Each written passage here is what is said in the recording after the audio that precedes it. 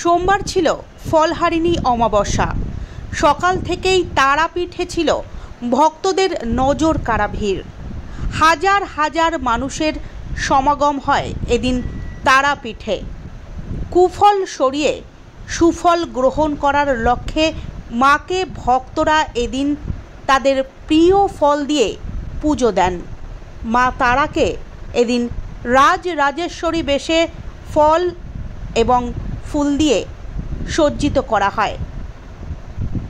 তারাপীঠ মন্দিরের পক্ষ থেকে জানানো হয়েছে, এত বেশি ভক্ত সমাগম হয়েছে তাই সোমবার রাত 2টো বেজে যাওয়ার পরও মন্দির খোলা থাকবে ভক্তদের জন্য।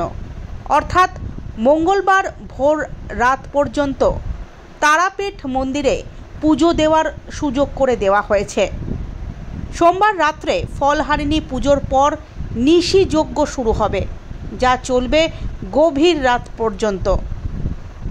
প্রচুর ভক্ত সমাগমের দরুন কড়া নজরদারির ব্যবস্থা করেছে পুলিশ। ভক্তরা একাধিক লাইনের মাধ্যমে জয় মা তারা বলতে বলতে মন্দিরে প্রবেশ করছেন ও প্রিয় ফল দিয়ে মাকে পুজো দিয়ে প্রার্থনা জানাচ্ছেন কুফল সরিয়ে জীবনে সুফল দিক তারা মা। সোমবার ভোর থেকেই তারাপীঠের দরজা খুলে দেওয়া হয়েছে ভক্তদের জন্য। দুপুরে মায়ের ভোগের পর কিছুক্ষণ বন্ধ রাখার পর ফের খুলে দেওয়া হয়েছে তারাপীঠের দরজা আম জনতার জন্য। সাধারণত অমাবস্যা তিথিগুলিতে তারাপীঠে ভক্ত সমাগম ঘটে। কৌশিকী অমাবস্যার পর ফলহারিণী অমাবস্যাতে নজর কাড়া ভিড় হয় তারাপীঠ মন্দিরে, যাকে ঘিরে নিরাপত্তা বলয় গড়ে তুলতে হয় প্রশাসনকে। এর পাশাপাশি থাকে ক্লোজ সার্কিট ক্যামেরার নজরদারি, সাদা পোশাকে পুলিশের টহলদারি ও স্পেশাল কন্ট্রোল রুম। মন্দিরের ট্রাস্টের পক্ষ থেকেও ভক্তদের নিরাপত্তার বিষয়টি সুনিশ্চিত করা হয়। আজ হলো ফলহারিণী অমাবস্যা। জ্যৈষ্ঠ মাসের কৃষ্ণপক্ষে এই অমাবস্যা তিথিতে এই পুজো হয়ে থাকে। ফলহারিণী, হারিণী শব্দ অর্থ হলো হরণ করা। ফল হলো এখানে কোনো গাছের ফল নয়, ফল হলো যেটা রেজাল্ট বলি কুফল সুফল। আজকে মাকে ফল দিয়ে পুজো দেওয়া হয় মা তারাকে এই কারণে যে মা তুমি আমার কুফল গ্রহণ করো, আমাকে তুমি সুফল দাও। অন্ধকার থেকে যে আলোতে নিয়ে আসা সেই প্রার্থনা।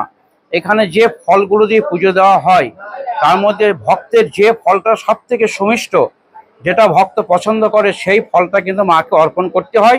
সঙ্গে অন্যান্য ফল থাকতে পারে, সেই ফলটা কিন্তু এক বর্ষ গ্রহণ করতে হয় না। ভোরবেলায় তারামাই মন্দির খুলে দেওয়া হয়েছে ভক্তদের জন্য।